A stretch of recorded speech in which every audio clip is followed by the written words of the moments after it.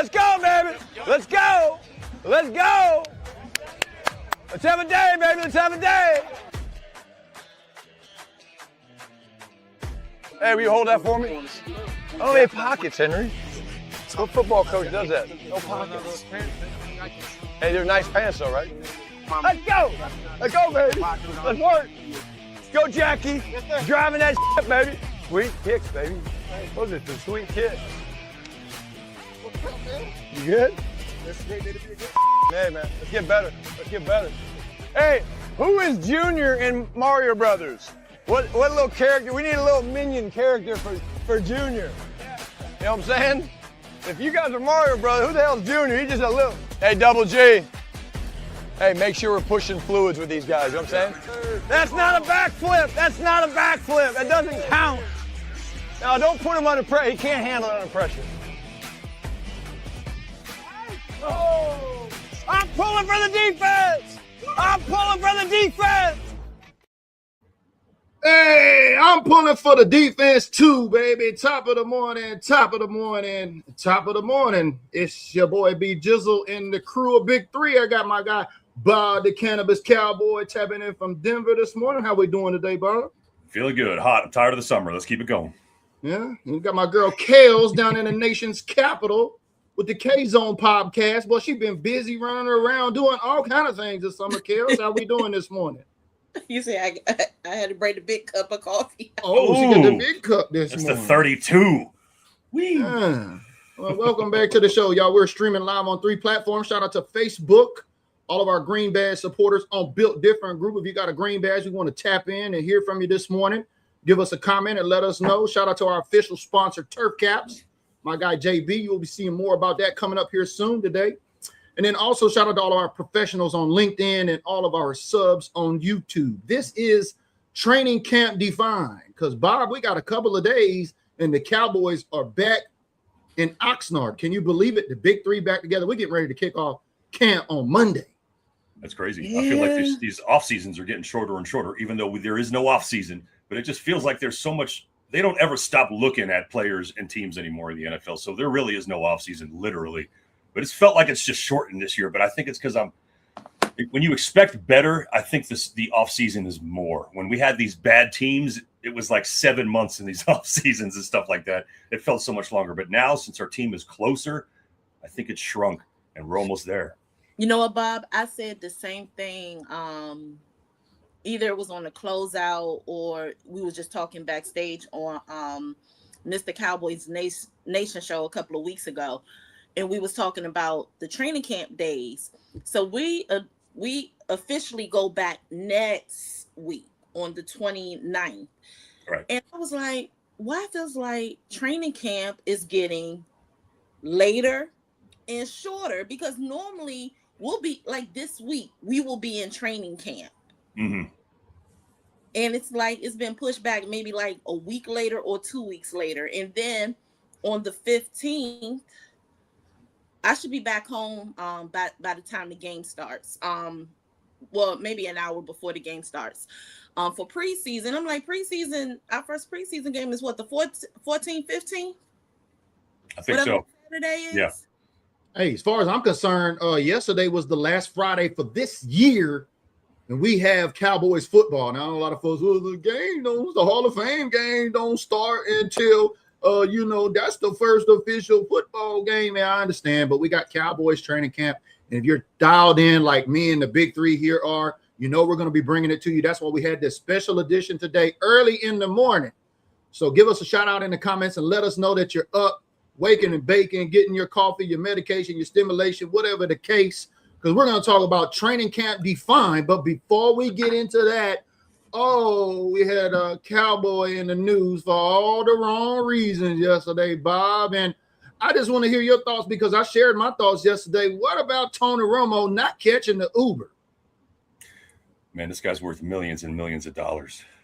I respect the folks out there that are worth that money and that are trying to not live that life, that they still want to drive themselves around. That, there's probably a percentage of this man's life that's like, I'm out of the spotlight right now. I need to stay in it somehow. So I'm going to drive instead of be driven. But when you drink that much, and whatever the case is in that situation, when you have something to drink like that, you got to get it. You got to get another way home. And for someone who we saw lead our team as one of the best quarterbacks for our football team over the years, you expected him to make a little bit better decision making. But you know what, man, he's out of the game. He's not under a lot of strict scrutiny other than during the season when he's doing his announcement and stuff like that. But this doesn't really surprised me too much. There's always been a level of arrogance to Tony Romo to me, even when he didn't deserve to be arrogant and he wasn't a winning quarterback. He always rubbed me the wrong way in that way. It took a long time for me to warm up to him, but this doesn't surprise me, unfortunately. Look at that smile on his face. I mean, who smiles after they get an OWI? I had to go look at that one, Kels. But somebody commented yesterday, Kels, I want to get your intels or your thoughts on this matter, but they said maybe this was manufactured to keep the Cowboys in the news to kick off training camp. Are you buying what they selling, Kels? I mean, they're going to attach anything. A player could not be with us for 11 million years. And he's been to many. The thing is, he could have been with some teams before the Cowboys, some teams after the Cowboys. But because he was with the Cowboys, ex-Cowboys player X, Y, and Z did that in the third. That ain't even a lie. So here's my thing of it. I mean, I've never been a Romo fan. I wasn't. I did not like that we signed him undrafted. There were some other players during that time that I would have preferred, other than Tony Romo. My thing is, it has nothing to do with the Cowboys now because he's not with the team. So that's my take on it. As far as the arrogance part, I won't say he's arrogant as a negative a-hole-ish way. One thing I have learned to appreciate about Tony Romo is I know before oh God, I can't think of the late show name, but he used to do something called mean tweets. And they did I remember Cowboys. that. Yeah, they did Cowboys. Yeah. Him and Jason Witten. I remember seeing that video, and he was like, let his casket down at his funeral for one last time or something like that. Yeah, and then he said, and Tony Romo was like, okay, well, send us the location. I was like, damn. And then he has a shady, petty streak about him. And one thing about me, I could be petty and I can be shady at the same time. I think we all can. Yeah, I'm petty boots. I am petty Betty all the way. Even at church, they call me the petty of Nazareth. Oh shit. So petty of Nazareth. Oh wow, that's so it's heavy. I appreciate some good shade throwing and pettiness. So that's what I've learned to appreciate about Tony Romo. So that's all I gotta say about this. BG. All right. Ain't got nothing to do with what's going on now because he ain't on the team. Throw that photo of him real quick. Oh, real quick. Oh, y'all want to look at Tony smiling that he got an OWI. I mean, did you know what an OWI was before Tony got one yesterday? Let us know in the comments below. I didn't. I had to look it up. I'm like, what is it? Operating while intoxicated? Under the influence? This face right here is the face. And listen, I was a baby out of 5 kids at 1.54, definitely. This is the face your brother makes, who's only a few years older than you, when your mom is yelling at you for some shit you didn't do. That is the face. That is the face. And that is the reason why this triggers me to the point where I just want to punch it, simply because Romo always had this arrogance about him that wasn't proven until later. And like Kel said, I never really loved the guy a lot until a little bit later on in his career, because he literally broke his back for this team. He was a competitor. He did some great stuff, but that face is what made me not at first have really any respect for the dude, because he just has that smirk right there is the one you want to slap, man. And I'm like that too. Listen, I'm gonna get me a good mugshot picture, okay? I mean, because when he was taking that, he was like, "Man, CBS gonna see this shit. That's right. Everybody gonna see it." So why didn't they say CBS? They said Cowboys instead of saying CBS. The guy who's employed by a huge network just got popped for DUI or OWI. They're not sweating that. They're sweating the fact he was a Cowboy. I don't know if anybody on here watched. I watched a couple of seasons, but Real Housewives of Atlanta, and there was this cast member. Her name is Cherie Whitfield. She used to be married to Bob Whitfield. I think I he remember played. Cherie. Yeah, I remember Yeah. watching that early on. So, Yeah. so this is the mugshot of who's going to check me, boo. That's that picture. Who gonna check him? Who gonna check him? Yeah. Listen, I'm telling you, I'm gonna take me a good. I'm not saying I'm going anytime soon because I have no plans to. But if I was to get a good to get a mugshot, oh, I'm turning that whole thing into a photo shoot. You're gonna get all the angles. Yeah. Shout out to everybody tapping in. Country Boy Luke, that's a brand new name on YouTube, said, "What did Tony do?" Well, he was operating while intoxicated, which is apparently like a fine less than $1,000, and it's, you know, just a slap on the wrist for Tony. Yeah, we know he's got the money to be able to take care of it. We know it's going to go away. We know mistakes happen, but it's the Cowboys, and we've been trying to get to Monday, Bob, without any Cowboys in handcuffs and any injuries, and I think we've done that pretty well because Kels, I think still are. He ain't on the team. Didn't we have some guy named Snowden that was a linebacker? That was the only thing that I seen going on to date. So we still got a couple of days to go. So keep your fingers crossed before the Cowboys get to camp, because I'm trying to see if Shotty's actually changed this culture. And I think with this Tony Romo situation, if the culture changes in the building, maybe that culture will change for the announcers and the players who once played for this team, because they still represent it, and they'll keep these things in mind, like, oh, maybe I should catch an Uber because I don't want to be on the fucking news and have everybody talking about me before training camp. Yeah, I think that's the only thing. Like, I don't condone getting behind the wheel when you're intoxicated. And now intoxicating can mean a whole lot of things. It could be under the influence of drinking, smoking, substance, sleeping. Like if you're like sleep deprived, now that's considered you're driving under the influence of sleep deprivation. If you're feeling any kind of ways like that, call an Uber, a Lyft, whatever car wash service possible. So I wish that was handled differently. As far as the Snowden thing, I really don't have that much to say about it, because I didn't either, because he's like down on the depth chart. Like, we don't even know if he's going to make this team, which is a great segue, because in training camp, you know, we're going to have some neat facts. We're going to go over the history of training camp, when did it start, and all of that. But for the Cowboys, Kels, are we at like 92 or 93 on the roster? We got to get it down. 91. We got 91 folks on this roster reporting on Monday to Oxnard to try to make this team. And that's a big part of what training camp is about, right?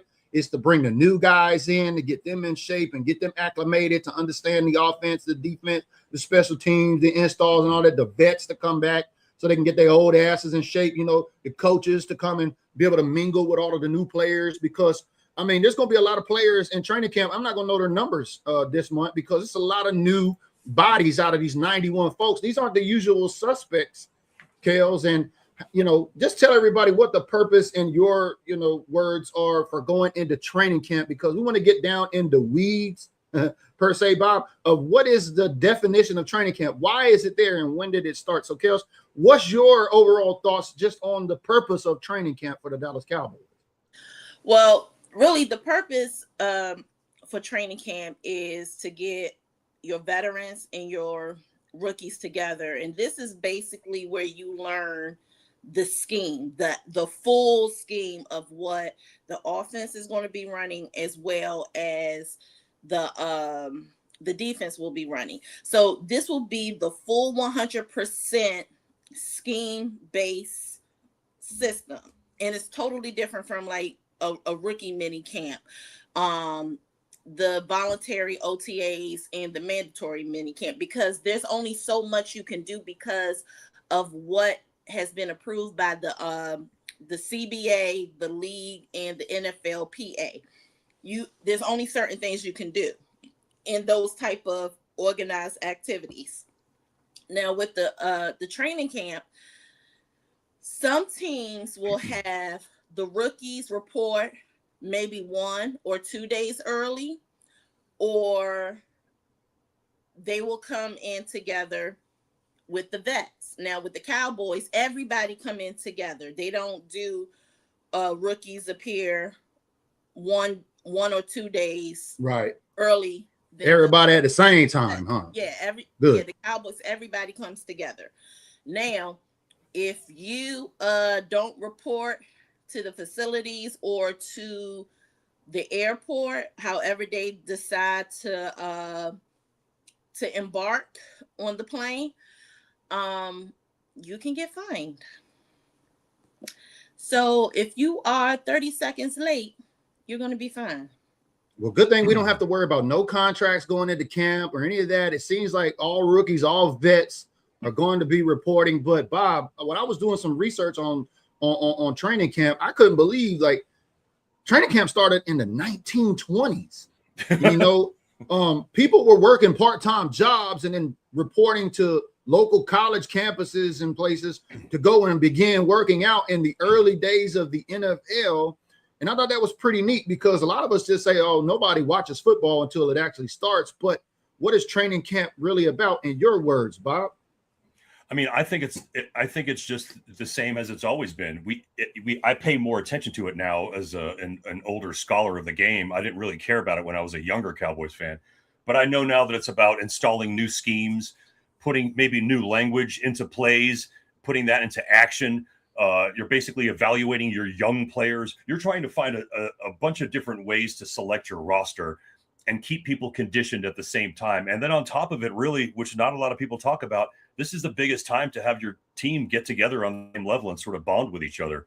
All these little tiny things that they do leading up to this point do not add up to what training camp adds up to, which is actually out there fighting with your teammates and the players that you're with and bonding with them. And, you know, kind of becoming a family. That's really what I think it's all about. And then the extension and end to training camp is just preseason football, which is just a live version of training camp that every other organization is putting their live practice up against another team's live practice. So you want to be able to be prepared for not only that, because that's going to be your first TV exposure as like a young player or somebody who's new to the team, but you want to be ready in live action football so that when the regular season comes around, you're going to be good to go. And that's what it's all about: conditioning, learning the new scheme, installation of plays, and evaluation of players. Yeah, because speaking of new scheme, Kels, I'm going to pass the ball to you because we got a brand new defensive coordinator who has been all the hype, all the rage amongst Cowboys fans. And Christian Parker coming in here to teach this young defense, which the Cowboys didn't go out and grab a Bobby Wagner. We didn't trade for Max Crosby. We didn't go try to get a Myles Garrett. You know, we stayed put with what we've got. And we've got some folks on this defense that's going to be coming in under this new scheme. Talk about how important it is for training camp with Christian Parker coming in here now that he's got all his guys and they're going to start this first practice on this new scheme next Wednesday. Okay, so Mr. Christian Parker, if my boy Joseph Clarkson is still in the building, this is his frat brother. Christian Parker is a member of Kappa Alpha Psi Fraternity Incorporated. So Mr. Christian Parker, the defense scheme that he will be running will be a hybrid zone defensive scheme. So you're going to see a lot of multiples with this scheme. You're going to see a 3-4, 3-4, 5-2, 3-3-1, a 4-2-1, a 6-1, multiple hybrid zone scheme. And all this is in base formation. Yeah. Because they worked on this a little bit in voluntary OTAs and mandatory minicamp a little bit, right? Because we seen video of Christian Parker working with our rookie Caleb Downs, who, you know, seems to be a student of the game. And, you know, it's going to be more and more and more in learning. And I'm liking it because I like the accountability factor. I think that Christian Parker is bringing in, like, no nonsense. Like, they're not going to put up with no bullshit about anything in camp. It's camp competition is what I want to focus on. It's camp competition, right? Yeah. And one of the things he will also be doing is he's going to be running a gap and a half concept, which means linemen will stay square and attack blocks instead of just shooting one gap or playing as a pure run stopping defense, and that will allow defenders to control multiple gaps depending on the play's flow. He will also be running two type of gaps. He will be doing a B gap as well as a C area edge squeeze gap. So the B gap control, which is also known as the 4-eye tech. And if you remember doing our draft shows when we was talking about defensive ends and tackles, and you heard me talk about somebody being a 3 tech or a 4 tech. So this is he is going to be doing the 4-eye tech or the 4 tech. And this is where the edge and the interior defenders use shifting 4-eye techniques aligned on the tackle's inside shoulder to dominate the B gap and disrupt Y zone blocking schemes. The C area edge squeeze, let's just call it the C gap. This is where edge defenders will squeeze down on blocks to control the C area using physicality and quick get-offs.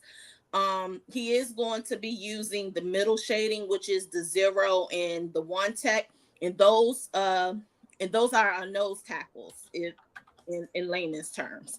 So the nose tackles that we have on the team is the one that we got from the Chargers. I can't get his name right now. I know which one you're talking about too, and I can't say it. Yeah. And Joe Toia. Jay Toya, the big Samoan guy. Yeah, Toia, the one from the Chargers, as well as Kenny Clark. Yeah, Kenny Clark. Is either him or Quentin Williams will be the other nose tackle. So and that's where the 0 tech or shade alignment is used over the center to secure the middle and steal interior gaps. So I read some other stuff later, but let's go. Yeah. Hoodie Kush tapping in on YouTube says, Tito Bonilla. Can you say that? OG Bonilla. Can you say that, Bob? But thank you, Hoodie Kush. I think that G may be silenced, so it just may be Obonilla, if I'm being honest. Obonilla. I feel like, well, more scheme. I mean, names. This offense was humming and running last season. I think it was the number 2 ranked offense overall. We contracted, we got George Pickens back we got him on the tag. We re-signed Javonte Williams. We signed Brandon Aubrey. We got all of our business done, which was amazing because it seems like, Bob, every offseason we got a contract to talk about or a cowboy in handcuffs, but we talked about Romo. Thank God he's not on the active roster, right? How has it been for you, Bob, on this offseason? Because I'm hearing more and more Cowboy fans say this has been the quietest offseason going into camp we've seen in a long time. You know what? You know me, man. A few years back, I decided to get my personal space and pull back from the team a little bit.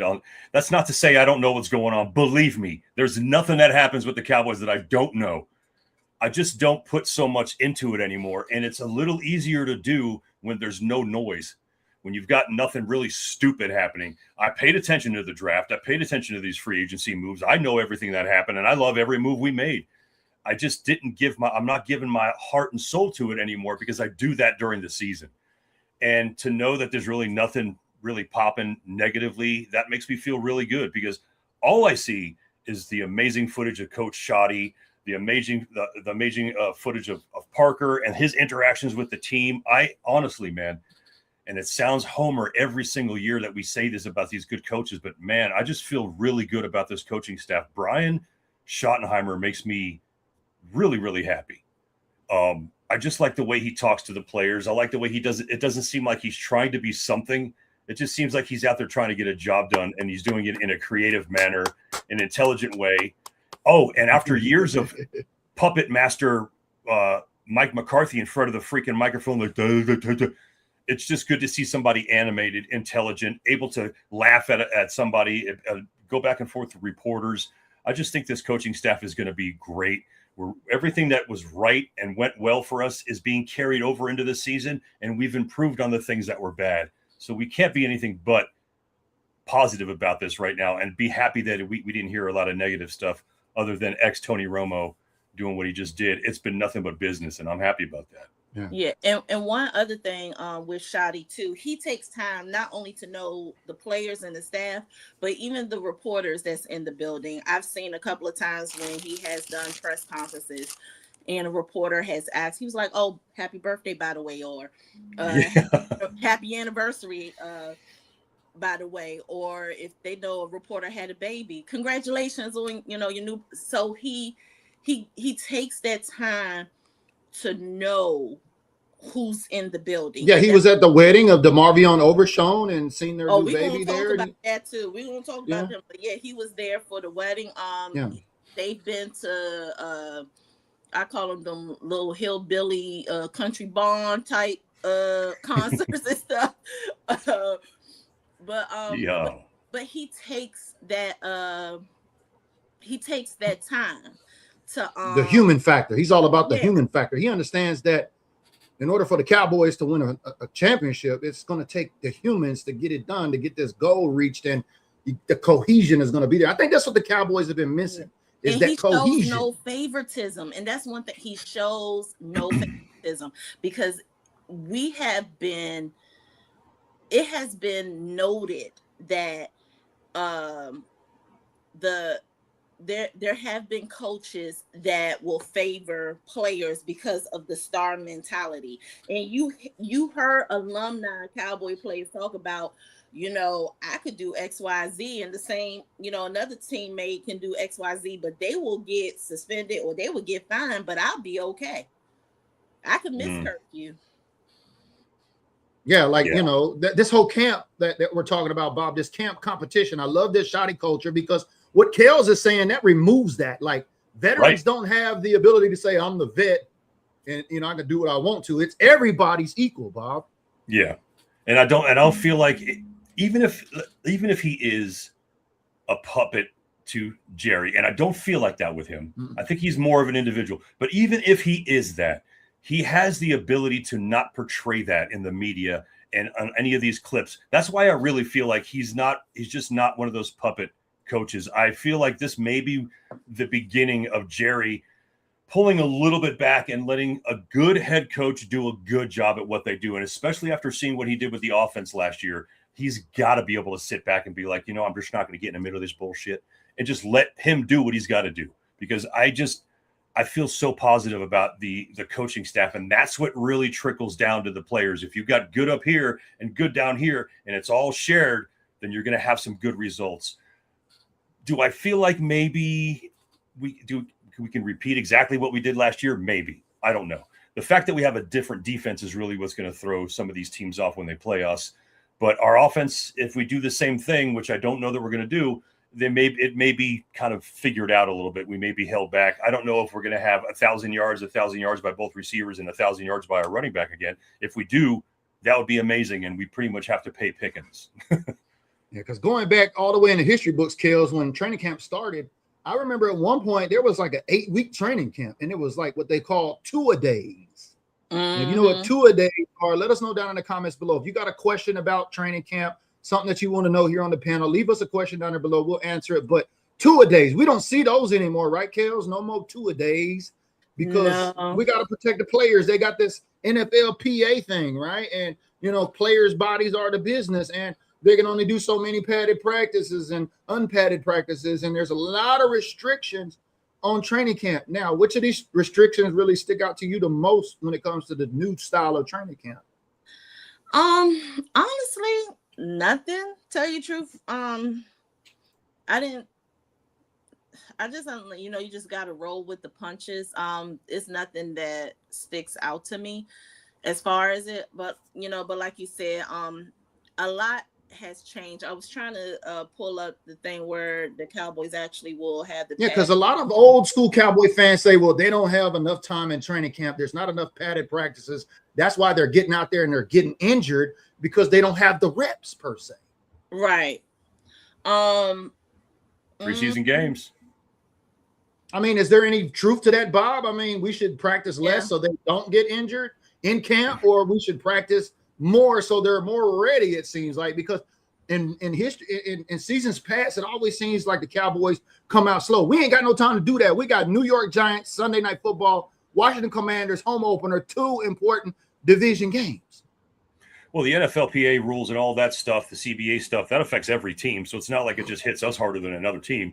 But, you know, I think it's a double-edged sword because you want your players to practice more so that they're more prepared for the season. But when you do that, you put them in a position to be injured more, especially with the pace of today's game, and especially during the 90s when people were still extremely violent in this game. So I think that's sort of they had to find a way to protect players and make the game still watchable. And that's a tough line to toe. The more we become conscious of these things, the more we try and help players out. I don't always believe that it's them protecting players as much as it is them protecting assets and future monies. But at the same time, if they're protecting a player in that way, then they're doing it. I think that we're still prepared as much as any other team. You know, I think it may be harder for places like Miami and teams that and Texas and teams that are burning hot during the summer doing that. But that just sets you up for good conditioning during the season. So I don't know, man. I don't feel like it hits us that bad. Yeah. So that's basically some of the stuff with I'm trying to I was trying to see if I could pull up the actual NFL document when it talks about when they were talking about the training camp and what players were saying. So when we look at the heat elements, because there have been times where players, especially if you're playing at outside elements, and you will reach days where it's a cold purple, cold red, or cold orange day. You really cannot practice because that's considered unhealthy air qualities. Yeah. And it has been times where players will have heat strokes because they got all this padding and die on the field. Some players have died literally. Right. But we've had some coaches, we had one on the team, but there's been some other coaches on other teams that have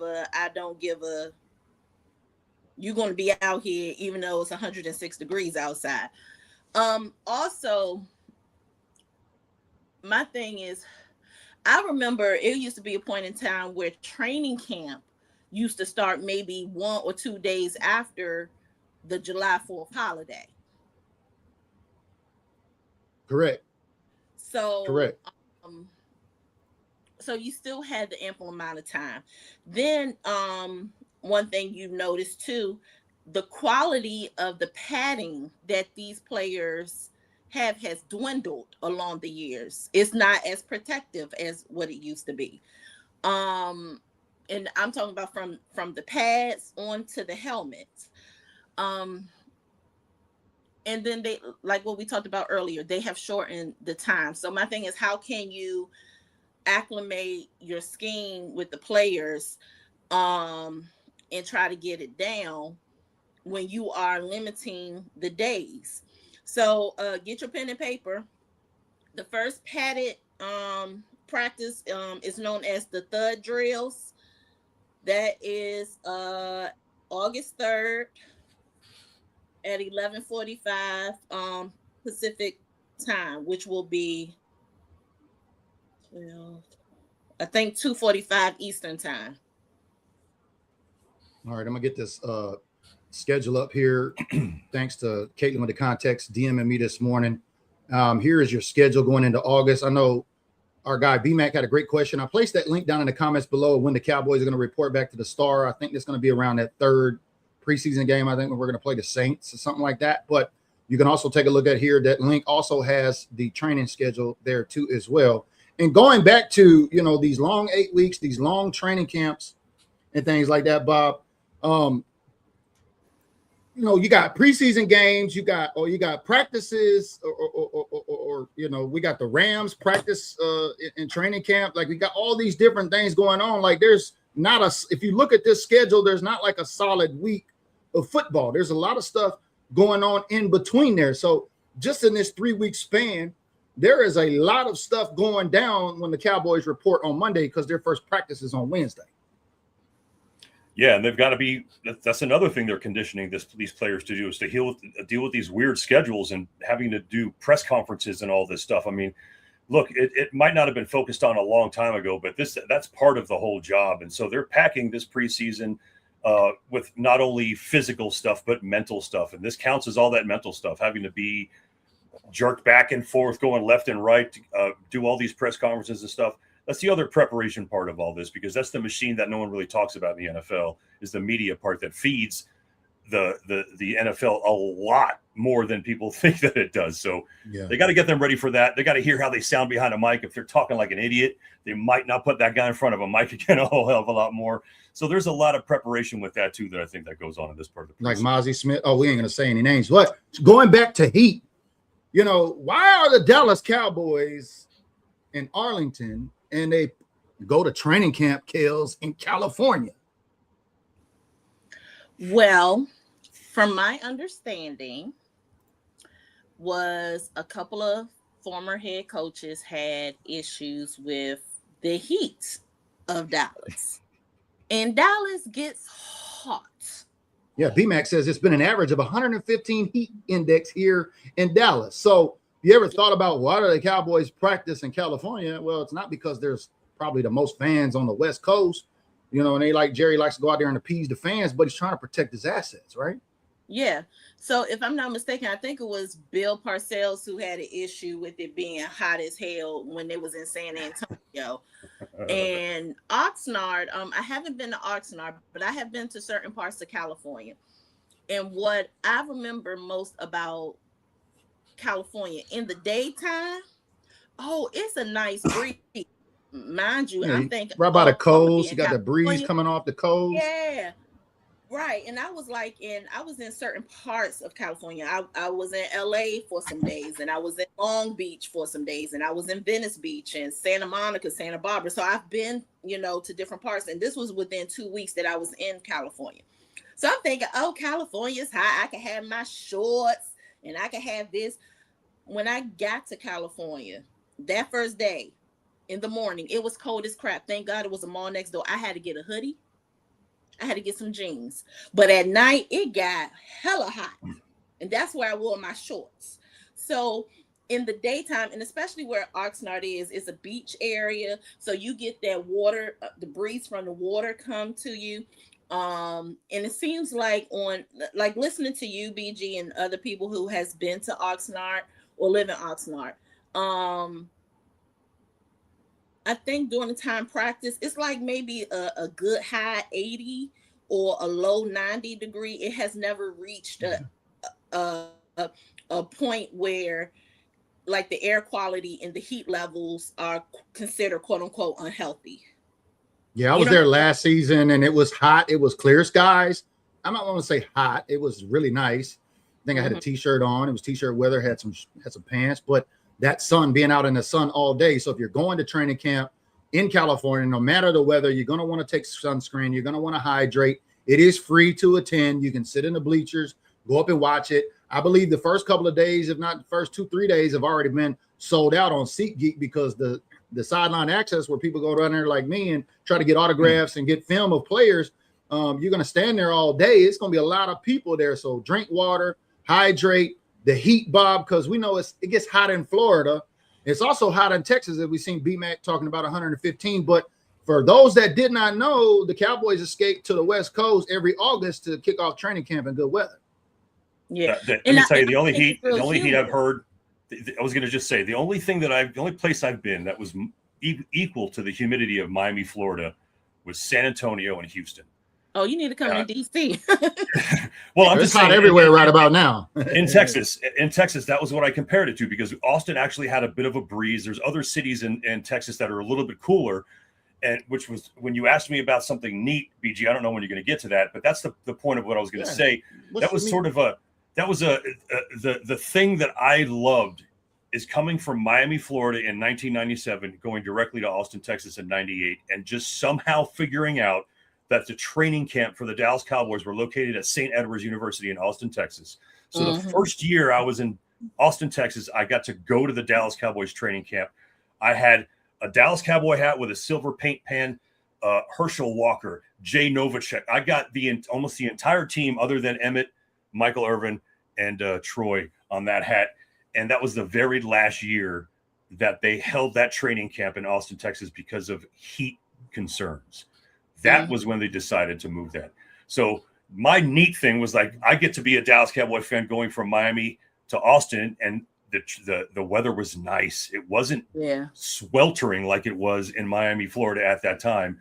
And it felt amazing. And even then, that was still hot for everybody else, just not so hot for me because of where I came from. But there are other parts of Texas that are just damn burning hot, and there is enough humidity to make it so much worse. Miami is, I think, 70 to 80% humidity in any given time. And it's a bore. And if you go on the Cowboys YouTube channel, you just have to search for it. But I think they did a Deep Blue Dive series about the training camps of Dallas. And they talked about every place that they had the training camp. So they showed the interview with Drew Pearson, like Valley Ranch, Michael Irvin, when Michael Irvin was there. And I think that was the one when it was in San Antonio. Or was it it was somewhere. But anyway, and then they showed the piece about what Bill Parcells was talking about, the heat index and how hot it was in Dallas. And it wasn't the heat quality wasn't conducive for the type of schemes that they want, because they can't run it because it was so hot. So you will see everything from the time that they have been in Texas to the time now where they have moved to Oxnard.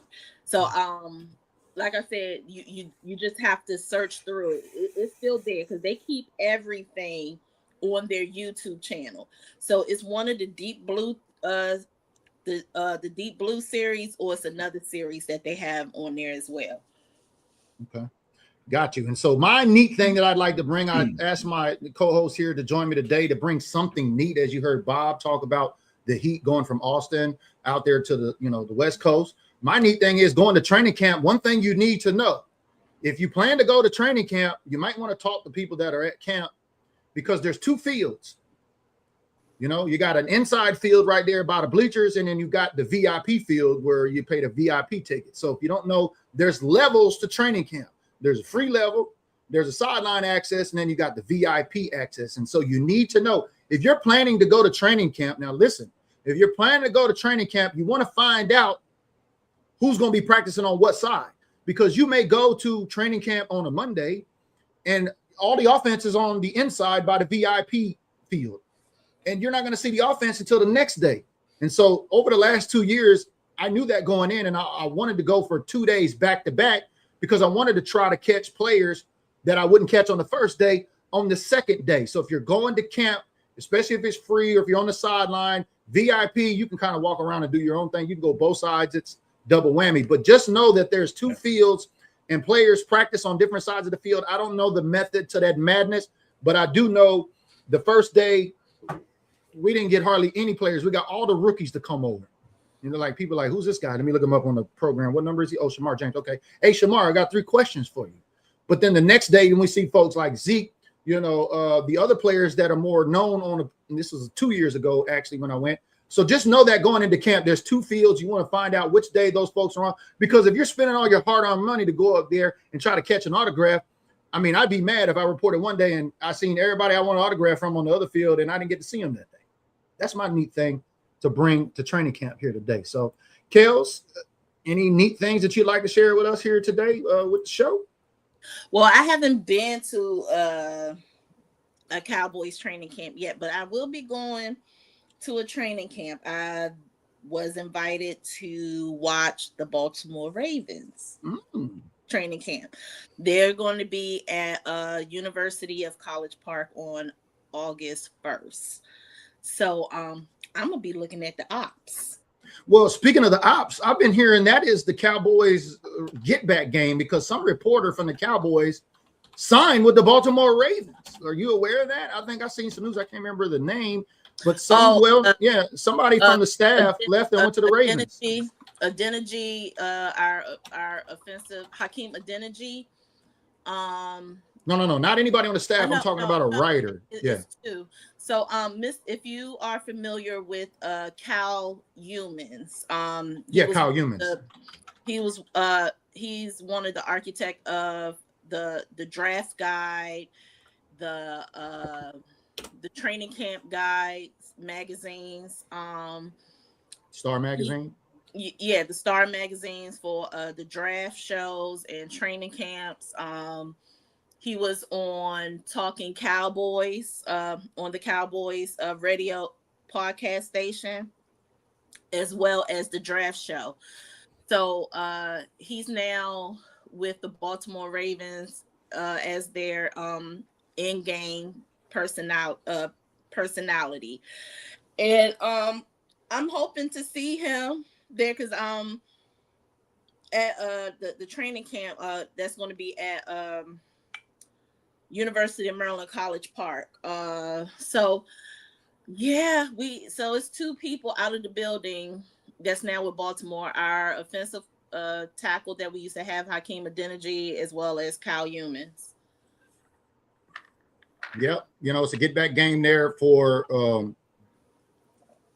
our reporter there leaving, and as I get to this next piece of content, this next segue I wanted to share as folks come out to the West Coast. I had to hit the players the first year with Whataburger or In-N-Out.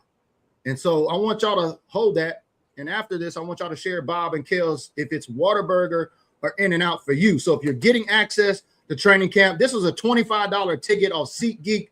You can get down there in Patrick's Corner. I'm telling you, I know all the good Cowboy fans. I got all the Cowboy fans, friends with benefits. Shout out to my guy, Patrick, the OG, in training camp. Let's listen to what the players had to say on the quick three with BG. Burger or In-N-Out? California, In-N-Out. So, Android or iPhone? iPhone. Dr. Pepper or Pepsi? I don't drink Coke. 3 questions for you, Hunter. Whataburger or In-N-Out? In-N-Out. iPhone or Android? iPhone. Dr. Pepper or Pepsi? Dr. Pepper. All right. Burger or In-N-Out? There you go, sir. Thank you. I'm from South, so Whataburger. All right. iPhone or Android? iPhone. Pepsi or Dr. Pepper? I was gonna drink. I ain't drink, so I'll say. Question. 3 questions for you. Whataburger or In-N-Out? In-N-Out. That's Kaylin Carson. iPhone or Android? Dr. Pepper or Pepsi? He said neither. Whataburger or In-N-Out? That's Zeke. Whataburger, yeah. All right. Android or iPhone? Dr. Pepper or Pepsi? All right. There you have it. There's the sideline access. So when you pay the $25 on the sideline, that gives you kind of a close-up, but you got to know somebody. And thankful for my guy, Patrick. Y'all know the OG. He was featured on Hard Knocks, HBO Hard Knocks when the Cowboys was on there. He's always the first guy at the fence. He's always the first guy in on the first day, and he goes to his own corner. Everybody's knowing him there. You just got to know the right people. And I wanted to share that today so that way folks understand that you get this access. It's free to attend camp. You can pull up, pay the $10. I think it's $10 for parking still. You can walk right in for free and sit in the stands. But you're going to have to get there early because I'm going to tell you, there's going to be a lot of people. There was a lot of people there last year in line, Bob. I'm talking about from out the training camp all the way into the parking lot, down there wrapped around the parking lot in Oxnard. Well, I'll tell you this much. I am Whataburger 100% on this one. I am Android. And what was the other one? Pepsi, definitely Pepsi. But I'll tell you right now, the honorable mention should always go to Jack in the Box because every year Jack in the Box would throw out these awesome antenna things back when people had antennas on their cars. We don't do that anymore. But these guys, I have a bunch of them already, and I have them pre-sealed and everything. People give them to me all the time. My buddy Mike gave me a bunch. But Jack in the Box gets an honorable mention because they actually support the Cowboys too, and they always have these drunk running around Austin, Texas. Yeah. Kale's, Whataburger, or In-N-Out? That's not a fair question because I've been to both. Don't be saying you want some go-go burgers from DC. Whataburger or In-N-Out? No, I didn't say that. Don't put words in my mouth. I said that's an unfair question as far as burgers. Yeah, you got to pick one. I mean, I put Fan on the spot. No. You see, he said on the West Coast. Oh yeah, In-N-Out. Because he knows ain't no burger, ain't no Whataburger out there. Like my thing, because if you're thinking the West Coast, to me, I would choose Fat Daddy over over In-N-Out in California, in LA. That's what I'm saying. But if it's Texas, all day, every day is Whataburger. That's what I'm saying. I can see as far as, because the Cowboys, they're in Dallas, but they also train, do their training camps in California. But if it's just an old me, I'm just a regular Douglas Megla type of person, that's kind of an unfair question, because I love me a good burger. So that part is an unfair question for me, because every city has their own burger that they're known for. So like when I go to Nashville, I love the hot honey burger. So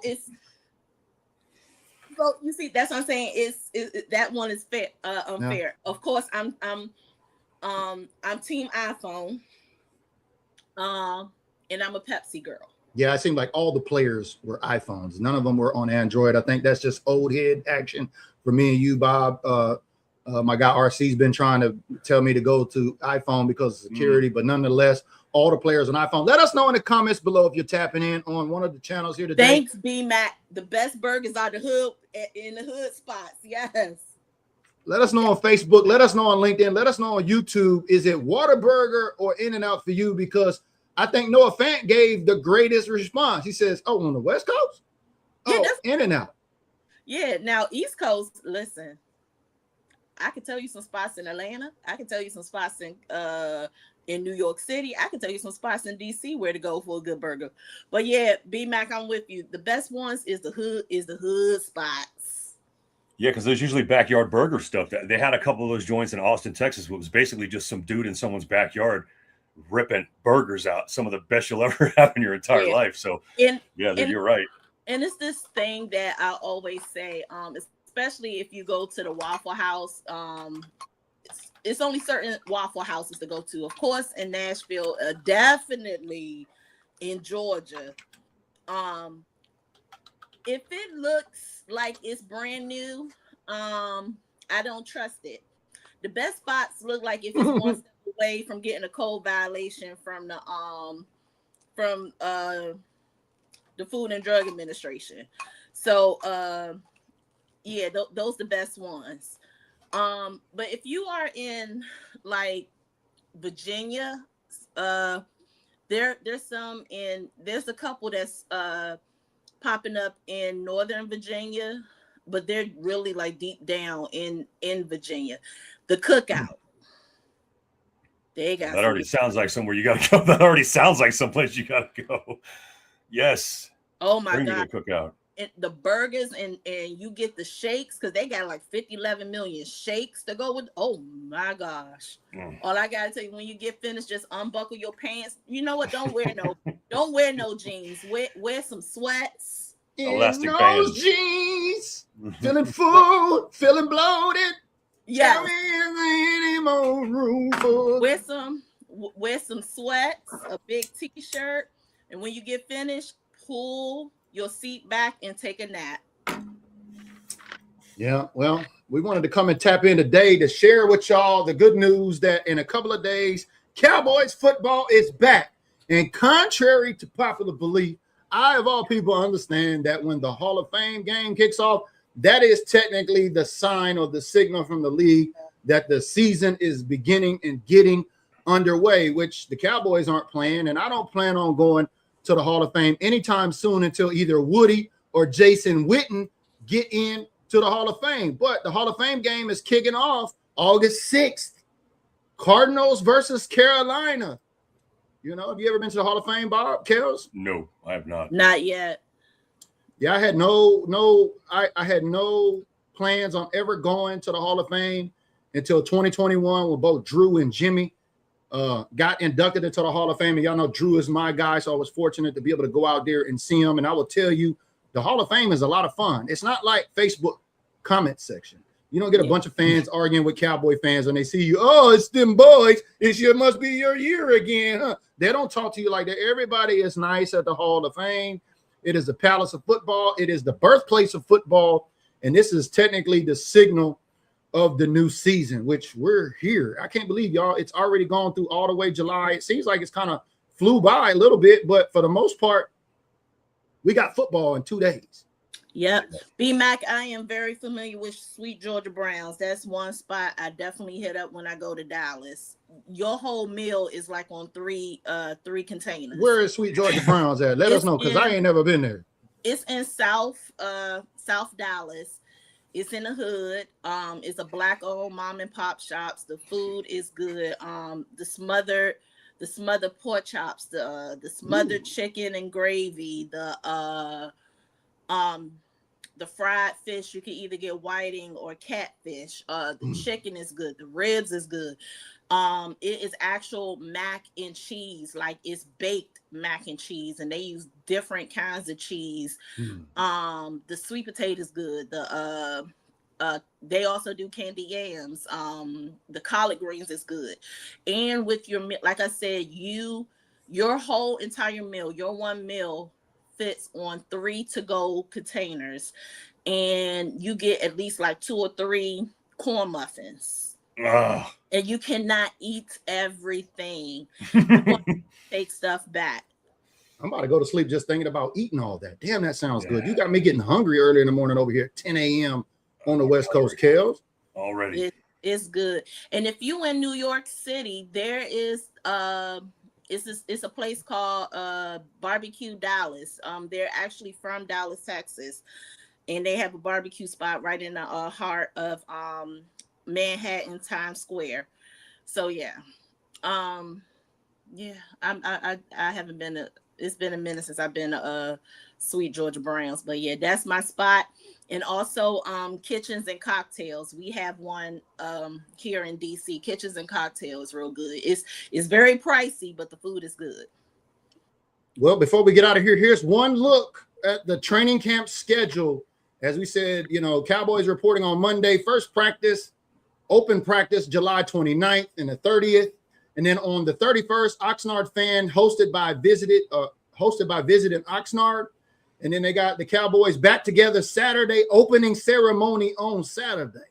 So I know there's not going to be probably a lot of people here. Well, there will be in these first couple of practices. I know all my boots on ground fans that go to camp every year, they'll be out there. But man, look, if you plan on going to training camp this weekend, listen to what we've had to share here today. Make sure you hydrate. Make sure you bring some sunscreen, especially if you're, the folks are like me and Bob's demographic. You're going to need it because out in the sun all day, you liable to get red, because I did come back with a farmer's tan from hanging out. And know that there's 2 fields. And yes, it is free, but there's levels of pay. You can get access sideline $25, or you can pay, I think it's 200 and something, maybe. I'm not for sure because I've never done the VIP.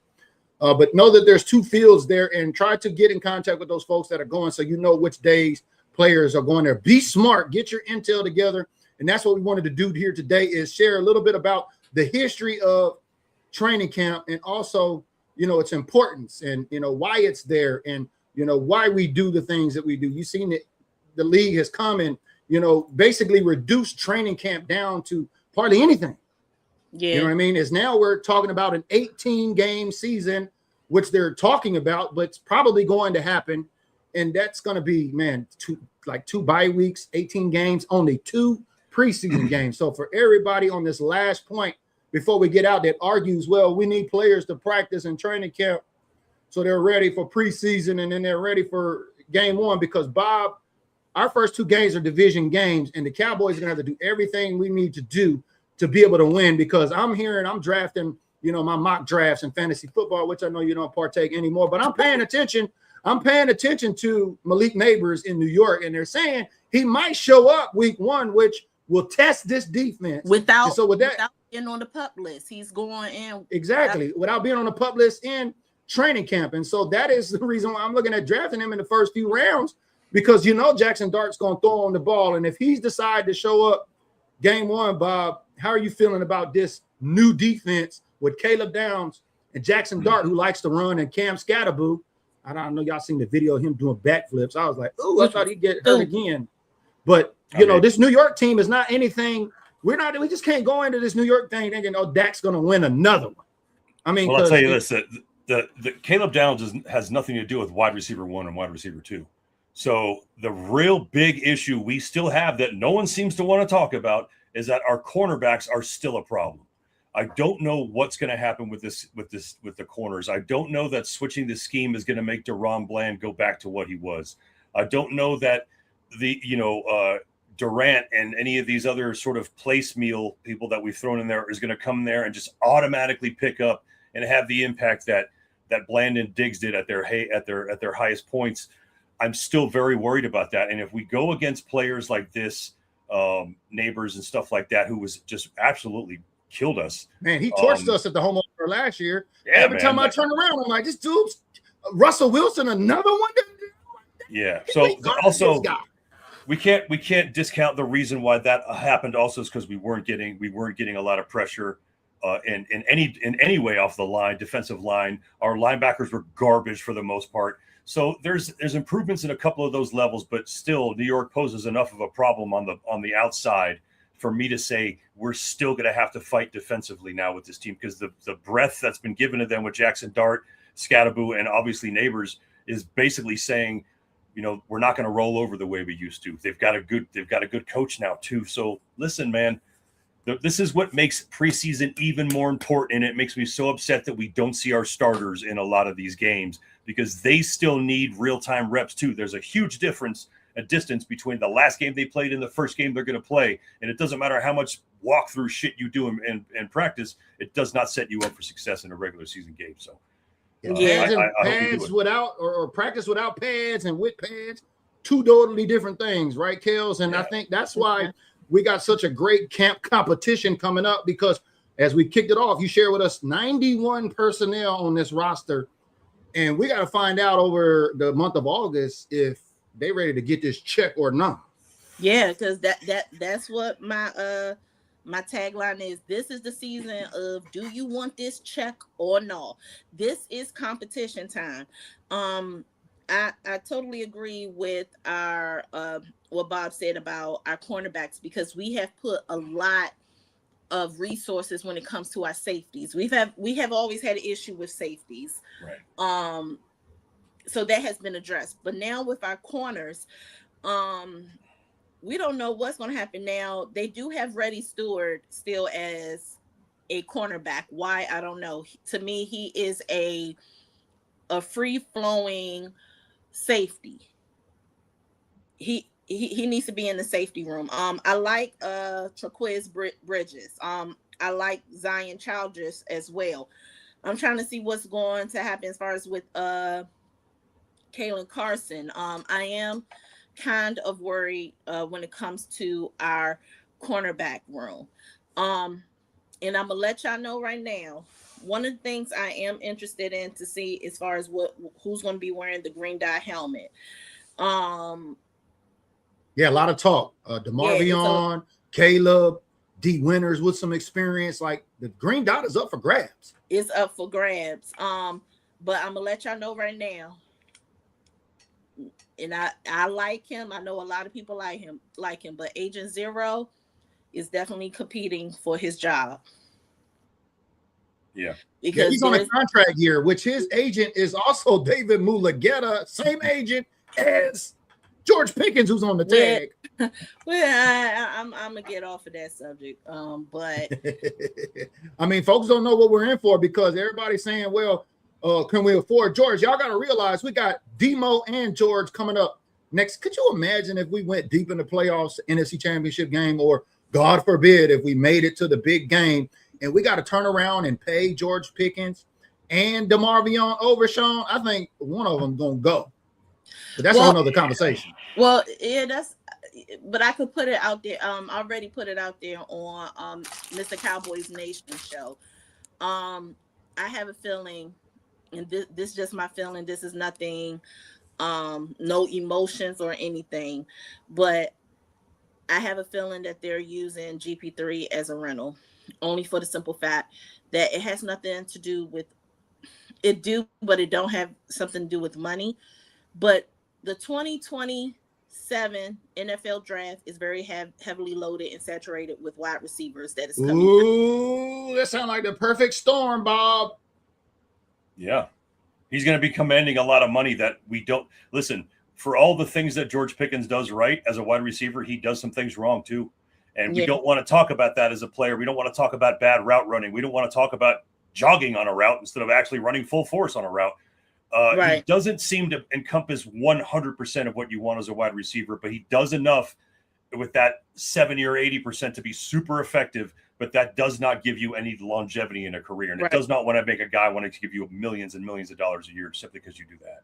Right. And I'm just from the outside looking in, but you could tell that GP3 and David Mulligetta is not on the same page, because he is barking against everything that David Mulligetta stands for, because normally David Mulligetta will try not to have any of his players even at a training camp or anything when there's a contract negotiation right in the midst of it. GP3 is already locked and loaded for training camp. He has been to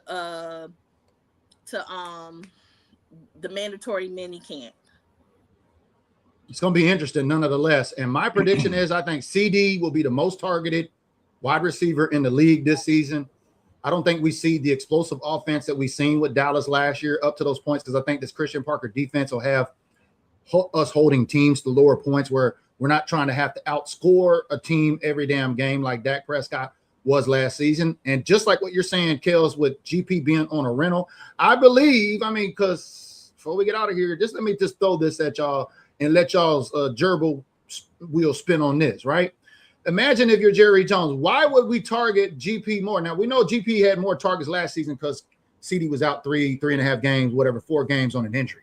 That played well for GP. That got him on the franchise tag. But knowing David Mulligetta and both DeMarvion Overshown and George Pickens are commanding contracts from Dallas next year, I just don't see that many targets going to GP by design. And I hate to say it, but it's not the first time we may hear about a player not getting as much production on a contract year.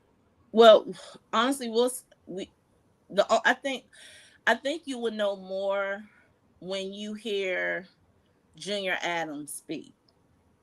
I've never heard him speak at a presser. I'm gonna be looking for a video. He's done a couple when he came with the team, and then during the season when if they happen to catch the coaches and everything. But when you listen to when we hear Junior Adams, then you kind of know how the reps is going to be as far as with GP3. B-Mac, no, I don't eat chitterlings. If we lose Pickens, that will and here's another thing I need y'all to be ready for too. We may lose both next year, because with CeeDee Lamb's contract, this is year 3. And I think he signed a 4 or 5 year deal. It's something similar to Dak's, because CeeDee Lamb signed a couple of weeks before Dak did on his deal the same year. Dak signed his contract a couple of hours before the week 1 game against the Browns.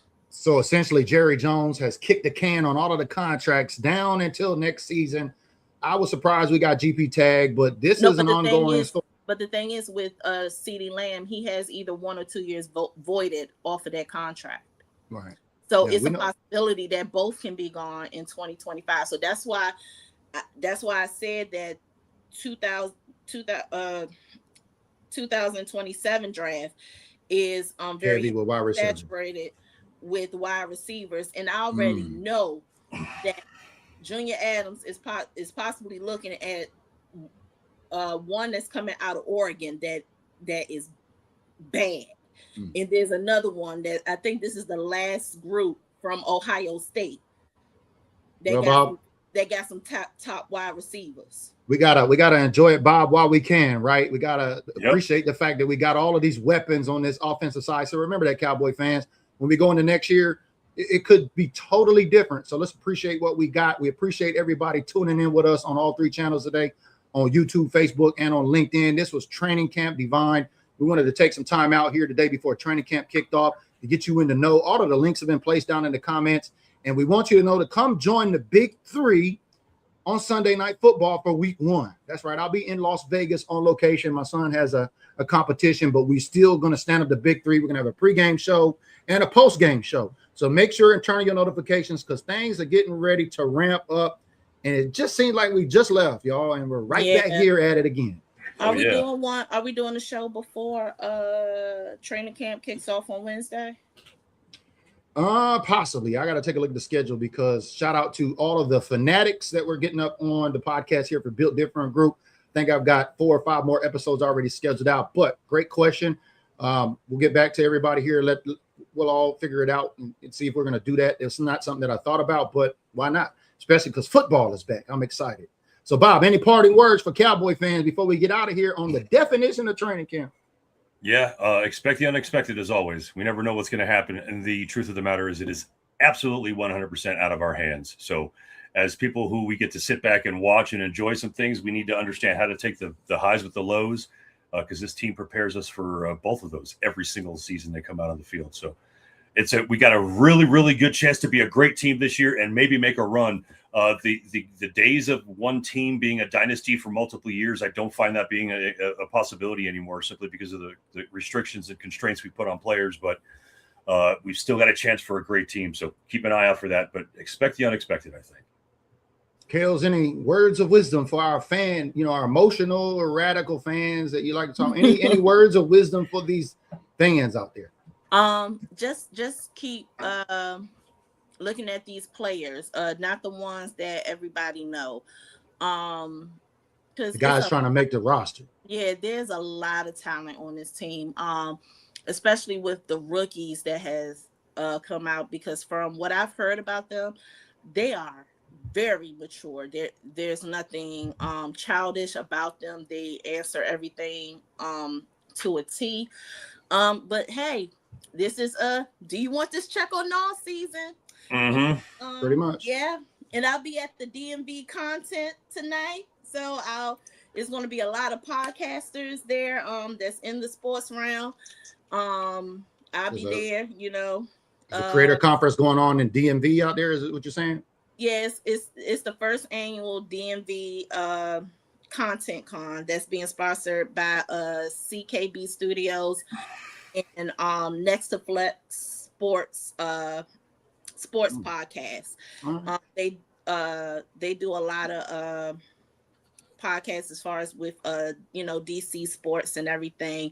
And I hopped online with them when it came to the NBA draft, and I was there for the Wizards draft party. I was invited to that. So yeah, they're putting on this event. So it's podcasters in the sports realm and just regular Douglas podcasts, whatever you specialize in, you do a podcast about that. There's also photographers there, DJs there, videographers, so a bunch of content creators, sounds like, right? Yeah, and it's a very good networking event. And then next week, I'll be going to the Black Women in Sports art exhibit. So I'll be at the Ravens training camp at University of Maryland College Park. So busy. The Big Three is busy. He's in Colorado. She's in DC. I'm up here in Seattle. This has been the Big Three Training Camp Divine. We appreciate y'all tapping in today. Be safe out there. Let's get ready for some Cowboys football and stay tuned because we got a special and I'll episode. definitely keep notes of as far as because we are playing Baltimore Ravens, and I will keep a lot of notes what to look for when we play them week 3. So I'll definitely do my homework. All right, y'all. Y'all have a great Saturday. All of the links are down in the comments below. We appreciate y'all joining us. And remember to turn on your notifications and come back here tomorrow to learn about Jamie Opelt, the Cowboy fan who ordered car parts off of Amazon and built a whole ass hot rod in his garage, baby. It's the Big Three. We'll see y'all in the gym on the next episode.